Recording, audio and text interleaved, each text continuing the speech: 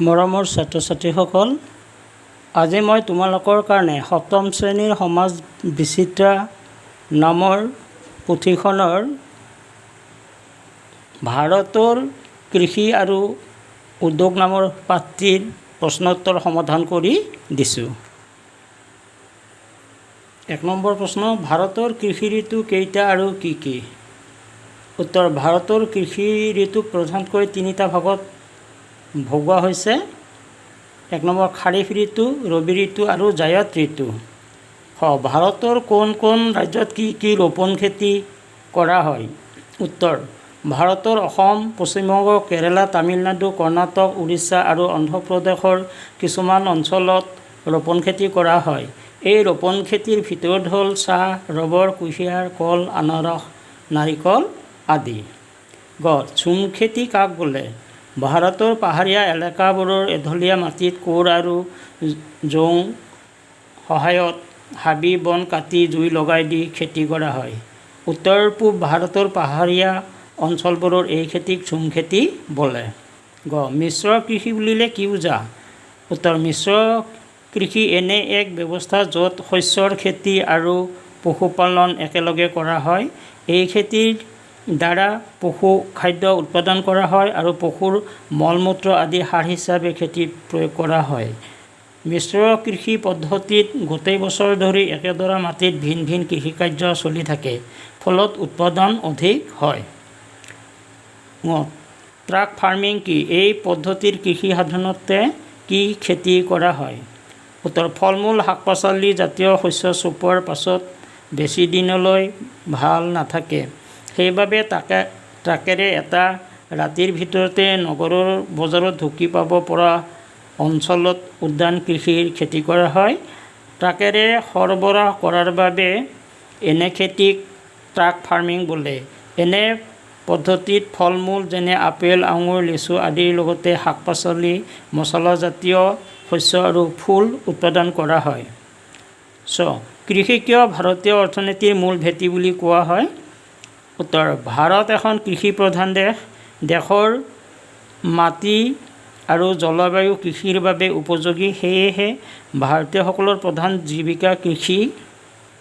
আৰু 54.6% লোকে প্ৰত্যক্ষভাৱে কৃষি আৰু কৃষিৰ লগত জড়িত বিভিন্ন কাম-কাজত নিযুক্ত হৈ আছে।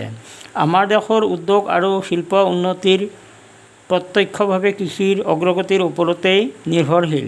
দেশৰ জনসাধাৰণৰ বাবে আৱশ্যকীয় খাদ্য সামগ্ৰী আহে কৃষিৰ পৰা। কৃষিক ভিত্তি কৰি গঢ় লৈ উঠা উদ্যোগবোৰত যথেষ্ট সংখ্যক লোকে সংস্থাপন লাভ কৰি আহিছে। ভাৰতীয় কৃষি আৰু উন্নতিৰ লগে লগে উদ্যোগ, পৰিবহণ, বাণিজ্য আদি আন আন খণ্ডৰো বিকাশ ঘটিছে। সেয়েহে কৃষিক ভাৰতীয় অৰ্থনীতিৰ মূল ভেটি বুলি কোৱা হয়। পিছৰ প্ৰশ্ন, আমাৰ দেশত কৃষি ঋতু কেইটা? কি কি শস্য খেতি কৰা হয়? উদাহৰণসহ লিখা। উত্তৰ, কৃষি ঋতু 3টা আৰু ঋতু অনুসৰি হোৱা শস্যৰ নাম দিয়া হ'ল। খাৰিফ ঋতু প্ৰধান শস্যসমূহ হ'ল ধান, কপাহ, মৰাপাট, বজ্ৰা, ৰাগি, জোৱাৰ আদি। ৰবি ঋতু প্ৰধান শস্যসমূহ হ'ল ঘেঁহু, মাহজাতীয় শস্য, বাদাম, লাই শাক, আলু, পালেং শাক, গাজৰ আদি।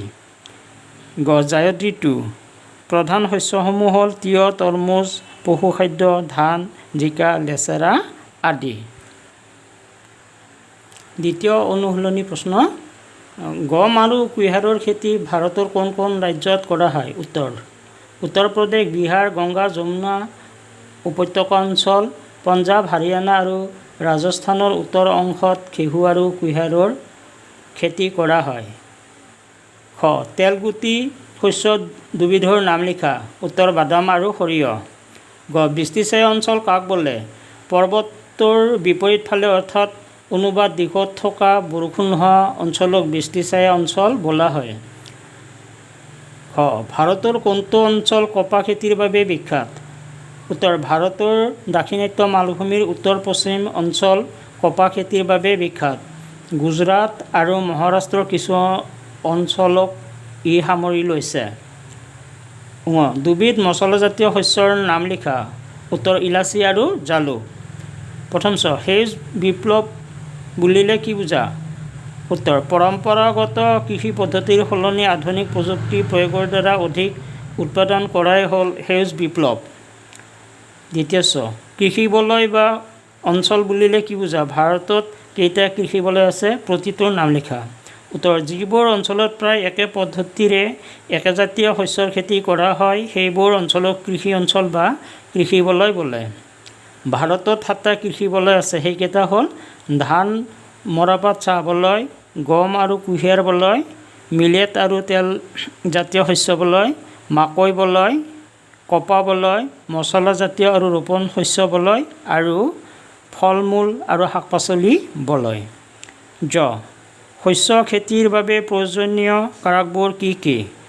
উত্তৰ, ধান খেতিৰ বাবে প্ৰয়োজনীয় কাৰকবোৰ হ'ল উৰ্বৰ মাটি, উৎপাদনক্ষম শস্যৰ বীজ, ৰাসায়নিক সাৰৰ ব্যৱহাৰ, কীটনাশকৰ প্ৰয়োগ আৰু জলসিঞ্চন ব্যৱস্থা। ছ, ভাৰতৰ ফল মূল আৰু শাক পাচলি বলয়টোৰ মুখ্য বৈশিষ্ট্য কি? হিমালয় অঞ্চলত কি ফলৰ খেতি প্ৰধানকৈ কৰা হয়? উত্তৰ, এই বলয়টো কাশ্মীৰৰ পৰা উত্তৰ পূব পৰ্যন্ত বিস্তৃত। ইয়াৰ উত্তৰ পশ্চিম অংশত বাৰ্ষিক বৃষ্টিপাত 60 চেণ্টিমিটাৰতকৈ কম আৰু পূব অংশত 200 চেণ্টিমিটাৰ পৰ্যন্ত বৰষুণ হয়। হিমালয় অঞ্চলত বিশেষকৈ পশ্চিম হিমালয়ৰ পাহাৰীয়া অঞ্চলত আপেল, নৰাবাদাম, এপ্ৰিকট আদিৰ খেতি হয়। পূব হিমালয় অঞ্চলত সুমথিৰা আৰু আলু জলকীয়া খেতি হয়।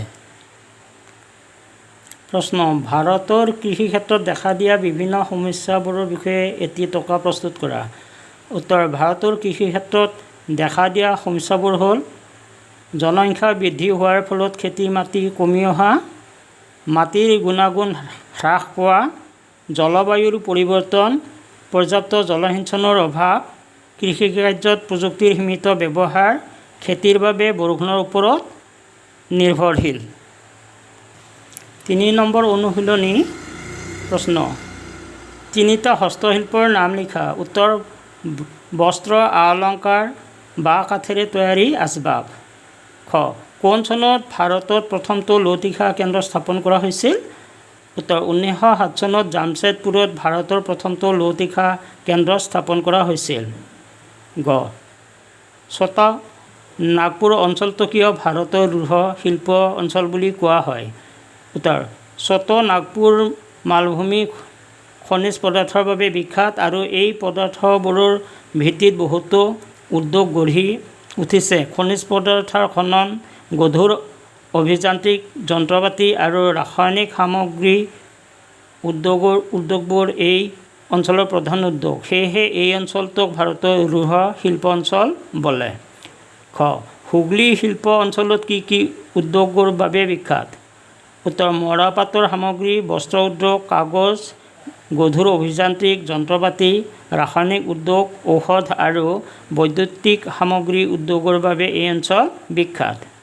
পিছৰ প্ৰশ্ন, মুম্বাই পুনে শিল্প অঞ্চল ক'ৰ পৰা ক'লৈকে বিস্তৃত হৈ আছে? উত্তৰ, মুম্বাই পুনে শিল্প অঞ্চল মুম্বাই থানেৰ পৰা পুনেলৈ, নাছিক আৰু ছলাপুৰ জিলালৈকে বিস্তৃত হৈ আছে। পিছৰ প্ৰশ্ন, ভাৰতত সকলো ঠাইতে শিল্প অঞ্চল গঢ়ি নুঠাৰ কাৰণটো কি? উত্তৰ, ভাৰতৰ সকলো অঞ্চলত উদ্যোগৰ ক্ষেত্ৰত সমানে আগবঢ়া নহয়। ইয়াৰ মূল কাৰণ হ'ল খনিজ পদাৰ্থৰ অসমান বিতৰণ। পিছৰ প্ৰশ্ন, উদ্যোগবোৰক কিহৰ ভিত্তিত শ্ৰেণী বিভাজন কৰা হৈছে? শ্ৰেণীকেইটা কি কি? উদ্যোগবোৰক আকাৰ, কেঁচামাল উৎপাদন আৰু মালিকীস্বত্বৰ ওপৰত ভিত্তি কৰি শ্ৰেণী বিভাজন কৰা হয়। শ্ৰেণীকেইটা হ'ল কুটীৰ শিল্প উদ্যোগ, ক্ষুদ্ৰ উদ্যোগ আৰু বৃহৎ উদ্যোগ। 3 নম্বৰ প্ৰশ্ন, দেশ অঞ্চলৰ উদ্যোগৰ বিকাশত কি কি কাৰকে প্ৰভাৱ পেলায়? উত্তৰ, দেশ এখনৰ উদ্যোগৰ বিকাশত তাৰ ভৌগোলিক অৱস্থানে যথেষ্ট প্ৰভাৱ পেলায়। তেনেদৰে বৃহৎ উদ্যোগবোৰৰ ক্ষেত্ৰত খনিজাত দ্ৰব্যৰ সহজলভ্যতা, যাতায়াতৰ সুবিধা, অনুকূল জলবায়ু, সুদক্ষ শ্ৰমিক বজাৰ আদি কাৰকে প্ৰভাৱ পেলায়। 4 নম্বৰ, ভাৰতৰ আটাইতকৈ দ্ৰুতভাৱে বিকশিত শিল্প অঞ্চল কোনটো? এই অঞ্চলটো কি উদ্যোগৰ বাবে জনাজাত? গুজৰাটৰ আহমেদাবাদ, চুৰাট দ্ৰুতভাৱে বিকশিত শিল্প অঞ্চল, বিশেষকৈ বস্ত্ৰ, হীৰা আৰু পেট্ৰ' ৰাসায়নিক উদ্যোগৰ বাবে জনাজাত। ধন্যবাদ। ভিডিঅ'টো ভাল লাগিলে লাইক আৰু ছাবস্ক্ৰাইব কৰিবা।